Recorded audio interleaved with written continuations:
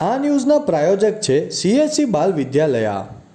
ધરમપુરના Shrimad Rajchandra hospital and research centre દ્વારા યોજાયેલા નિદાન કેમ્પ બાબતે પત્રકાર પરિષદ યોજાઈ. ધારાસભ્ય ભરતભાઈ પટેલ ઉપસ્થિત રહ્યા. 5 જાન્યુઆરીના રોજ 4 કલાકે મળતી માહિતી મુજબ દક્ષિણ ગુજરાતના અંતરિયાળ ગ્રામીણ વિસ્તારોમાં જરૂરિયાતમંદ લોકોને ઉચ્ચ ગુણવત્તાની વ્યાપક તબીબી સારવાર વિનામૂલ્યે ઉપલબ્ધ કરાવવાના હેતુથી Shrimad Rajchandra hospital and research centre દ્વારા મફત સર્વરોગ નિદાન અને સારવાર કેમ્પ આયોજિત કરવામાં આવ્યો, જેમાં તમામ રોગોની સામાન્યથી લઈને સર્જિકલ એમ દરેક પ્રકારની ઉચ્ચ આધુનિક સારવાર તદ્દન મફત આપવામાં આવી રહી છે. આ સમગ્ર કેમ્પ દરમિયાન અંદાજિત 25,000 લોકો લાભાન્વિત થશે.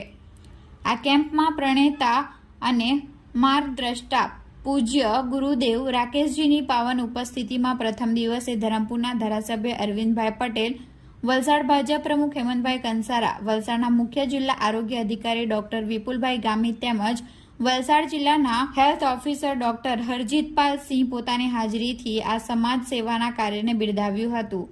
પૂજ્ય ગુરુદેવ અને આ સર્વ મહાનુભાવોના શુભ હસ્તે દીપ પ્રાગટ્ય કરી આ કેમ્પનો શુભારંભ કરવામાં આવ્યો હતો.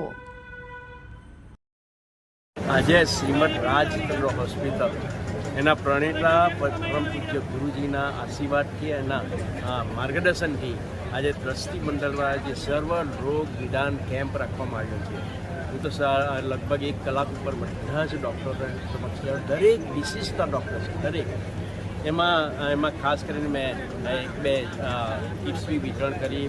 બાળકનો પગ નહીં હોય તેને પછી કોઈ અપંગ હોય તેને નવા પગ, ઘણી બધી સેવાઓ હોય છે ને અમેરિકા, ઇંગ્લેન્ડ, કેન્યા, લંડનથી ડૉક્ટર આવેલા છે. ખરેખર આપણે આ માટે કંઈક ભાગ્યની વાત છે અને પૂજ્ય ગુરુજીનો હું આ રાજચંદ્ર ટ્રસ્ટી મંડળનો અને ગુરુજીનો ખાસ આભાર માનું છું કે અમારા ગરીબ લોકોને જે આ સેવાનો લાભ મળી રહ્યો છે.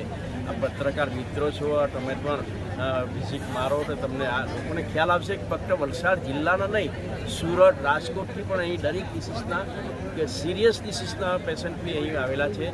જે ઓપરેશન નહીં થાય તે પણ આ રાજચંદ્ર હોસ્પિટલમાં પણ કરવામાં આવશે. એટલે આ હોસ્પિટલને આ સેવા જે અમૂલ્ય સેવા છે, માનવામાં નહીં આવે એવી સેવા આ હોસ્પિટલ દ્વારા થઈ રહી છે.